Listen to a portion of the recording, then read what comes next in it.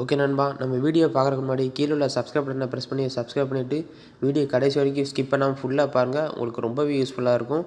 அது மட்டும் இல்லாமல் இந்த கேஜெட்டை நீங்கள் வாங்கணும் அப்படின்னு நினச்சிங்கன்னா டிஸ்கிரிப்ஷனில் கீழே லிங்க் கொடுக்குறேன், உள்ளே போய் செக் பண்ணி பார்த்துக்கோங்க. வாங்க வீடியோக்குள்ளே போகலாம். இன்றைக்கி நம்ம எதை பற்றி பார்க்க போகிறோம்னா, கிராஸ்பீட்ஸில் ஒரு அட்டகாசமான இயர்பட்ஸ் ஒன்று போட்டிருக்காங்க. என்னென்னு பார்த்தீங்கன்னா, கிராஸ்பீட்ஸ் டார்க் ப்ளூடூத் இன்னர் இயர்பட்ஸ் அப்படிங்கிற ஒரு இயர்பட்ஸ் தான். இதில் ஏகப்பட்ட ஆப்ஷன் கொடுத்துருக்காங்க. நீங்கள் கடைசி வரைக்கும் ஃபுல்லாக பாருங்கள். நாங்கள் ஃபுல்லாக என்னென்ன ஸ்பெசிஃபிகேஷன் இருக்குன்னு சொல்லி கடைசி வரைக்கும் சொல்கிறேன். ஏன்னா இதில் அவ்வளோ ஆப்ஷன் கொடுத்துருக்காங்க. புதுசாக நிறைய ஆப்ஷன் வேறு கொடுத்துருக்காங்க. ஃபஸ்ட்டு பார்த்திங்கன்னா சார்ஜிங் கேஸை பற்றி பார்ப்போம். சார்ஜிங் கேஸோட பில்டு குவாலிட்டி பார்த்திங்கன்னா, நம்ம கொடுக்குற காசுக்கு ஓரளவு தரமான பிளாஸ்டிக் தான் கொடுத்துருக்காங்க. ரொம்பவே கீழ்த்தரமான பிளாஸ்டிக்னு சொல்ல முடியாது, ரொம்ப ஹை குவாலிட்டி பிளாஸ்டிக்னு சொல்ல முடியாது, நார்மலான பிளாஸ்டிக். நீங்கள் உங்கள் கையில் வச்சு தொட்டு பார்த்தாலே தெரியும், உங்களுக்கு ஃபீல் ஆகும் அந்த பிளாஸ்டிக். அதுக்காக அந்த பில்டு குவாலிட்டி குறைலாம் சொல்ல முடியாது. நார்மலான டீசெண்டான பிளாஸ்டிக் தான் யூஸ் பண்ணியிருக்காங்க. அது மட்டும் இல்லாமல் அதோட மூடி பார்த்திங்கன்னா நல்ல பவர்ஃபுல் மூடியாக தான் இருக்குது. ஏன்னா நீங்கள் க்ளோஸ் பண்ணும்போது அது ஆட்டோமேட்டிக்காலாம் திறக்க மாட்டேங்குது. ஏன்னா ஒரு ஏர்பட்ஸை நீங்கள் க்ளோஸ் பண்ணிட்டு பேக்கெட்டுக்குள்ளே போட்டிங்கன்னா ஆட்டோமேட்டிக்காக திறக்கும். ஆனால் இதில் அப்படி இல்லாமல் ஆட்டோமேட்டிக்காக திறக்க மாட்டேங்குது, நல்ல பவர்ஃபுல்லாக க்ளோஸ் ஆகுது. அப்புறம் சார்ஜிங் கேஸோட பின்னாடி பார்த்திங்கன்னா டைப் சி கேபிள் கனெக்ட் பண்ணுற மாதிரி டைப் சி போட்டு கொடுத்துருக்காங்க. இந்த இயர்பட்ஸுக்கு வந்து மைக்ரோ யூஎஸ்பி கேபிள் கிடையாது, டைப் சி கேபிள் கொடுத்துருக்காங்க. நல்ல ஹை குவாலிட்டியான டைப் சி கேபிள் கொடுத்துருக்காங்க. ஏன்னா மைக்ரோ யூஎஸ்பி கம்பேர் பண்ணும்போது டைப் சி கேபிள் வந்து ரொம்பவே நல்லாயிருக்கும். ஏன்னா மைக்ரோ யூஎஸ்பி நீங்கள் பார்த்து சார்ஜ் போட வேண்டியிருக்கும். டைப் சி கேபிள் அப்படி கிடையாது, நீங்கள் கண்ணை மூடிட்டு சார்ஜ் போட்டால் கூட ஈஸியாக சார்ஜ் போட்டுக்கலாம். அப்புறம் சார்ஜிங் கேஸோட டாப்பில் பார்த்தீங்கன்னா நல்லா ரக்டு டிசைன் கொடுத்துருக்காங்க. இந்த ரக்டு கேஸ் பின் மேலெலாம் ஒரு லெதர் டிசைன் இருக்கும், அந்த டிசைன் தான் சார்ஜிங் கேஸ் மேலே டாப்பில் கொடுத்துருக்காங்க. ஃப்ரண்ட்டில் பார்த்தீங்கன்னா கிராஸ்பீட்ஸுங்கிற அவங்களோட பிராண்ட் சிம்பிள் கொடுத்துருக்காங்க. அதோட மூடிக்கு கீழே ஃப்ரண்ட்டில் பார்த்தீங்கன்னா 3 எல்இடி இண்டிகேஷன் கொடுத்துருக்காங்க. நீங்கள் அது மூலமாக பேட்டரி இண்டிகேஷன் எவ்வளோ இருக்குன்னு சொல்லி நீங்கள் அது மூலமாக தெரிஞ்சுக்கலாம். அது மட்டும் இல்லாமல் நீங்கள் இயர்பட்ஸை உள்ளே வைக்கும்போது சென்டரில் பார்த்தீங்கன்னா ஒரு பட்டன் கொடுத்துருக்காங்க. அது என்னென்னு பார்த்தீங்கன்னா ரீசெட் பட்டன் சொல்கிறாங்க. அது எதுக்குன்னு பார்த்தீங்கன்னா, ஒவ்வொரு நேரம் உங்கள் இயர்பட்ஸ் எந்த மொபைலோடையும் பேர் ஆகலை அப்படின்னா நீங்கள் இந்த ரீசெட் பட்டன் ஒரு 2 செகண்ட் இல்லை 3 செகண்ட் லாங் ப்ரெஸ் பண்ணி வச்சுட்டு அதுக்கப்புறம் திரும்ப கனெக்ட் பண்ணிங்கன்னா ஈஸியாக கனெக்ட் ஆயிரும்னு சொல்லியிருக்காங்க. ஓகே, அடுத்ததாக பார்த்திங்கன்னா நம்ம ஏர்பட்ஸ் பற்றி வரும். ஏர்பட்ஸ் பார்த்திங்கன்னா ரொம்பவே ப்ரீமியம் குவாலிட்டியால் பண்ணியிருக்காங்க. நீங்கள் காதில் மாட்டினீங்கன்னா போதும், உங்கள் காதை பார்த்தாலே தெரியும், நல்ல ப்ரீமியம் குவாலிட்டியாக நல்ல லுக்காக நல்ல டிசைனாக கொடுத்துருக்காங்க. ஏன்னா பார்த்திங்கன்னா ஸ்டெம்பும் கொடுத்துருக்காங்க. அது மட்டும் இல்லாமல் ஏர்பட்ஸ் மேலே பார்த்திங்கன்னா லைட்டாக ஒரு ப்ரொஜெக்ஷன் கொடுத்துருக்காங்க. எதுக்குன்னு பார்த்திங்கன்னா உங்கள் காதுக்குள்ளே எந்த விதமான காதுலையும் ஈஸியாக அடாப்ட் ஆகிற மாதிரி கொடுத்துருக்காங்க. நீங்கள் காதில் வச்சு லைட்டாக ஒரு ட்விஸ்ட் பண்ணி விட்டுட்டிங்கன்னா போதும், ஈஸியாக காதில் செட் ஆகிற மாதிரி இருக்கும். அது மட்டும் இல்லாமல் இந்த சிலிக்கான் டிப் பார்த்திங்கன்னா சென்டரில் இல்லாமல் லைட்டாக கிராஸாக ஸ்லாண்டிங்காக இருக்கும். அது எதுக்குன்னு பார்த்திங்கன்னா எல்லாரோட காதும் சென்டராகவே இருக்காது, கிராஸாக தான் இருக்கும். அது காதுக்கு தக்கன வடிவம் வச்சுருக்காங்க. அதனால் எவ்வளோ சீக்கிரத்தில் கீழே விழாதுன்னு வேறு சொல்லியிருக்காங்க. உங்கள் காதுக்கு ஏற்ற சிலிக்கான் டிப் கரெக்டான சைஸில் நீங்கள் மாட்டிங்கன்னா போதும், நீங்கள் ஒரு சாங் கேட்கும்போது அதோட ஒரிஜினல் அவுட்புட் வந்து ஒரிஜினலாக அப்படியே ஃபுல்லாக உங்களுக்கு காதில் கேட்கும். அதனால எல்லா ஏர்பட்ஸும் என்னென்னு பார்த்தீங்கன்னா, உங்கள் காதுக்கு ஏற்ற சைஸில் கரெக்டான சைஸில் சிலிக்கான் டிப் மாற்றினீங்கன்னா அந்த ஏர்பட்ஸோட ஒரிஜினல் அவுட்புட் வந்து உங்கள் காதில் கேட்கும்.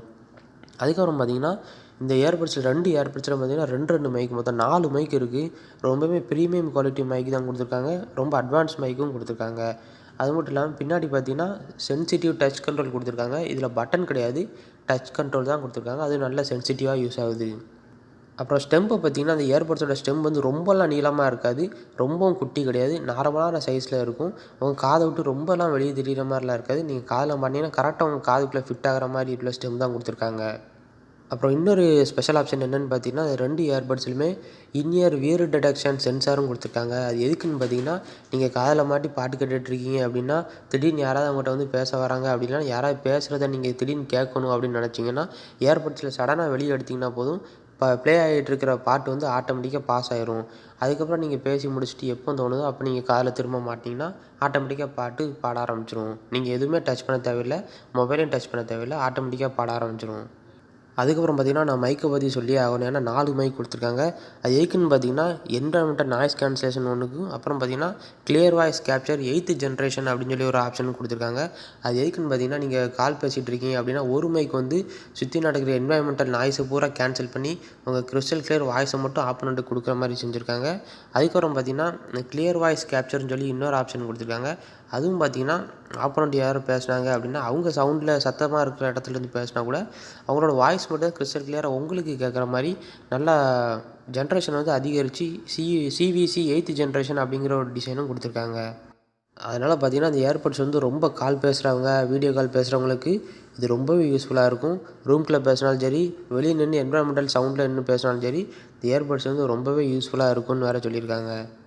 அதுக்கப்புறம் அந்த 2 இயர்பட்ஸ்லேயும் பார்த்தீங்கன்னா, டச் கண்ட்ரோல் வந்து ரொம்பவே சென்சிட்டிவ் டச் கண்ட்ரோல் கொடுத்துருக்காங்க. அந்த டச் கண்ட்ரோல் மூலமாகவே நீங்கள் எல்லாமே கண்ட்ரோல் பண்ணிக்கலாம். பாட்டு ப்ளே பண்ணி சிங்கிள் டேப் பண்ணுற மூலமாக பாட்டு ப்ளே பண்ணிக்கலாம், பாஸ் பண்ணிக்கலாம். டபுள் டேப் பண்ணிங்கன்னா நெக்ஸ்ட்டு பாட்டு சேஞ்ச் பண்ணிக்கலாம். ட்ரிபிள் டேப் பண்ணிங்கன்னா ப்ரீவியஸ் பாட்டு சேஞ்ச் பண்ணிக்கலாம்.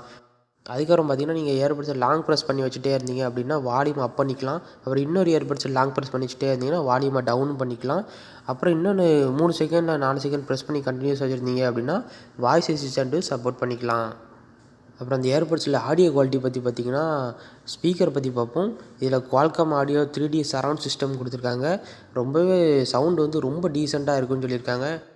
பேஸாக இருக்கட்டும், வோக்கல்ஸாக இருக்கட்டும், ட்ரிபிள்ஸாக இருக்கட்டும் எல்லாமே பெர்ஃபெக்டாக ரொம்பவே டீசெண்டாக பேஸ்லாம் நல்லா பஞ்சியாக இருக்குன்னு வேறு சொல்லியிருக்காங்க. இதில் டிரைவர் பார்த்தீங்கன்னா, டைட்டானியம் டிரைவர் யூஸ் பண்ணியிருக்கறனால ஆடியோ குவாலிட்டி வந்து ரொம்பவே நல்லா இருக்குன்னு சொல்லியிருக்காங்க. அதுக்கப்புறம் அந்த இயர்பட்ஸில் ப்ளூடூத் வெர்ஷன் பார்த்தீங்கன்னா, ப்ளூடூத் வெர்ஷன் 5.0 கொடுத்துருக்காங்க. கனெக்டிவிட்டி ரேஞ்ச் பார்த்தீங்கன்னா 10 மீட்டர் டிஸ்டன்ஸ் வரைக்கும் எந்த ஒரு இன்டரப்ட்டும் இருக்காதுன்னு வேறு சொல்லியிருக்காங்க. நீங்கள் இந்த இயர்பட்ஸை ப்ளூடூத் சப்போர்ட் ஆகிற எந்த ஒரு கேஜெட்டையும் நீங்கள் கனெக்ட் பண்ணிக்கலாம், எந்த ஒரு இன்டரப்ட்டும் இருக்காதுன்னு சொல்லியிருக்காங்க. அதுக்கப்புறம் இன்னொரு ஸ்பெஷல் ஆப்ஷன் என்னென்னு பார்த்தீங்கன்னா, நீங்கள் சார்ஜிங் கேஸை வந்து டைப் சி கேபிள் மூலமாகவும் சார்ஜ் போட்டுக்கலாம். வயர்லெஸ் சார்ஜிங்கும் இதில் சப்போர்ட் ஆகும்னு சொல்லியிருக்காங்க. அதுக்கப்புறம் இந்த சார்ஜிங் கேஸோட சார்ஜிங் கெப்பாசிட்டியை பற்றி பார்ப்போம். நீங்கள் ஒரு தடவை சார்ஜ் பண்ணிட்டீங்கன்னா போதும். இந்த இயர்பட்ஸை வந்து நீங்கள் 3 நாள் லாங் லாஸ்டிங் பேட்டரியோட யூஸ் பண்ணிக்கலாம்னு சொல்லியிருக்காங்க. 3 நாள் சார்ஜ் நிற்கும். நீங்கள் பாட்டு கேட்டுக்கலாம், படம் பார்த்துக்கலாம், எதுனாலும் பண்ணிக்கலாம்னு சொல்லியிருக்காங்க. நீங்கள் ஒரு தடவை இயர்பட்ஸை சார்ஜ் போட்டால் போதும். 12 ஹவர்ஸ் வரைக்கும் நீங்கள் பாட்டு கேட்டுக்கலாம், படம் பார்த்துக்கலாம், எதுனாலும் பண்ணிக்கலாம். அவ்வளோ பெர்ஃபெக்டாக யூஸ் ஆகும்னு சொல்லியிருக்காங்க. அதுக்கப்புறம் இந்த இயர்பட்ஸில் பார்த்தீங்கன்னா, கேமிங் எக்ஸ்பீரியன்ஸ் வந்து ரொம்பவே நல்லா இருக்குன்னு சொல்லியிருக்காங்க.